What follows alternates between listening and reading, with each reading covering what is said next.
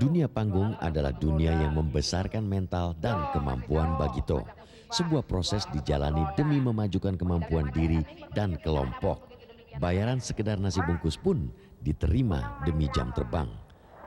Hingga tawaran menarik datang, selesai mereka menang pada lomba lawak Sri Mulat, yakni tampil di TVRI, yang sebelumnya pernah menolak mereka sampai 5 kali meski mereka telah melewati audisi karena dianggap belum lucu. Baru setelah mereka berhasil menang dalam lomba lawak Sri Mulat tahun 85, nama mereka pun masuk koran dan dianggap sebagai sebuah kelompok lawak baru dengan gaya segar. Permainan dia sudah melampaui daripada yang lain-lain. Artinya cara ritme, melawak kan pakai ritme. Jadi dia ritmenya nggak pernah berbenturan gitu, temponya bagus. Nah, terus saya bilang ini generasi saya yang mempunyai harapan. Gitu. Melihat hal itu, TVRI meminta Bagito untuk tampil bagai mimpi. Tentu saja mereka girang bukan kepalang. Nama mereka mulai terangkat lagi lewat kesempatan tampil yang diberikan TVRI. Bagito ini punya penggemar tetap di radio Kejayaan, ya, sehingga dia sudah mempunyai segmen penonton yang fanatik gitu, jadi gampang mengembangkan dan dia bisa terus-menerus melakukan exercise kan, karena dia siaran di radio setiap hari, sehingga dia punya bahan gitu. Namun Bagito yang kala itu mulai nakal mengkritik dan menyindir pun mengalami masalah sedikit demi sedikit seperti pencekalan. 85 saya berlomba ke Jogja. Pada saat saya di Jogja, dia dilarang muncul di TVRI. Saya ingat betul.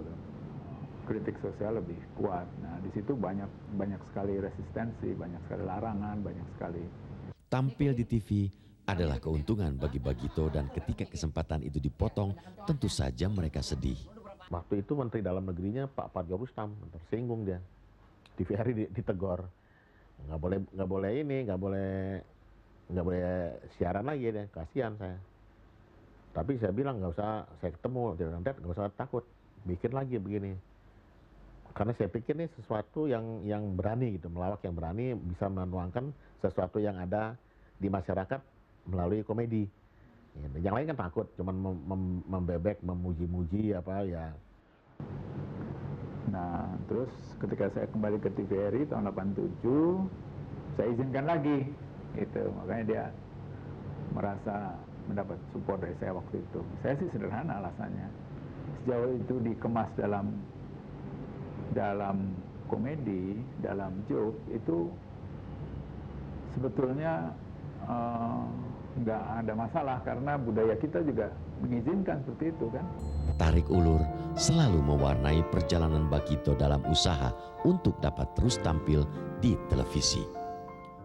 Satu dunia yang juga turut telah dicoba oleh Bagito Group adalah main film. Bagi Meing, main film mungkin tidak terlalu kaget karena ketika mengikut Warkop, dia beberapa kali muncul menjadi figuran walau sebentar. Film awal mereka, Bayar Tapi Nyicil, sebuah film yang memang diplot untuk sebuah hiburan semata. Untuk menandingi kesaktian Warkop DKI, jelas Bagito belum lagi sanggup. Dan hasilnya film itu pun seperti fotokopian film-film Warkop. Maaf, permisi, maaf. Lama setelah itu, datang kembali tawaran untuk main film lagi. Kali ini judulnya adalah Barang Titipan. Dengan bantuan Kasino sebagai supervisor, mereka mencoba untuk lebih baik lagi dalam film itu. Lagi-lagi film ini tidak sesukses film pertama. Saya cuma yang bisa nolong dia cuma faktor luck. Ternyata memang faktor luck tidak didapat begitu untuk di situ. Sering itu kaidahnya nggak diperhatikan sekali.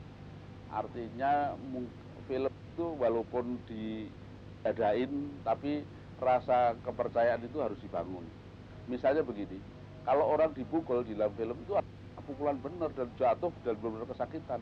Kalau jatuhnya ke petok batu ya harus benjol nantinya gitu. Nah seringkali kawan-kawan yang lain itu tidak memperhatikan itu. Jadi seperti seolah-olah itu acara panggung yang difilmkan. Jadi kekeliruannya di situ yang bisa lihat. Saya melihat dari mulai waktu si Dedi ikut, itu memang sebetulnya kalau untuk film, mereka nggak punya kemampuan untuk itu.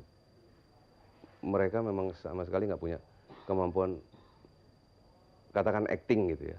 Acting. Itu si Dedi dari dulu kan sering jadi figuran kita. Itu susah. Kebiasaannya kalau Anda lihat segala, kalau di film juga, dia ini kan, yang ngomong tapi terus dia ngelihat kamera, ngelihat apa gitu kan. Itu ya kalau di film Anda tahu sendiri kan, itu nggak bisa lah seperti itu. Film ketiga mereka adalah 3 dalam 1 atau 3 in 1. Setidaknya main film cukup membantu nama Bagito dalam melebarkan sayapnya di media-media humor Indonesia, walau tidaklah sesuai harapan. Dan bagi Bagito, main film gampang-gampang susah. Buat saya film hanya sebagai menambah pengalaman. Dari sisi bisnis juga tidak cukup bagus. Antara honor dan kerja, karena kita orang panggung, biasa mendapatkan pekerjaan yang instan ya. Jadi kayaknya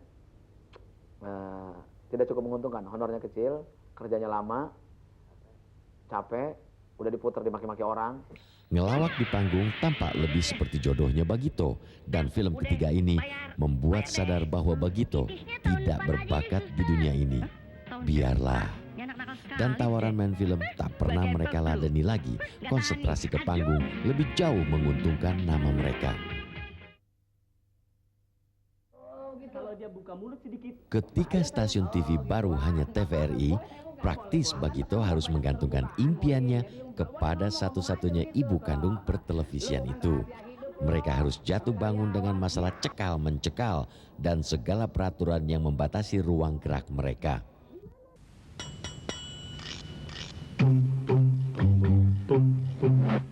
Hingga sebuah stasiun swasta pertama hadir dan memberikan sebuah tawaran program seharga 1 miliar lebih. Basho diakui sebagai titik balik kesuksesan Bagito yang mengangkat nama mereka ke jajaran pelawak dengan bayaran tertinggi.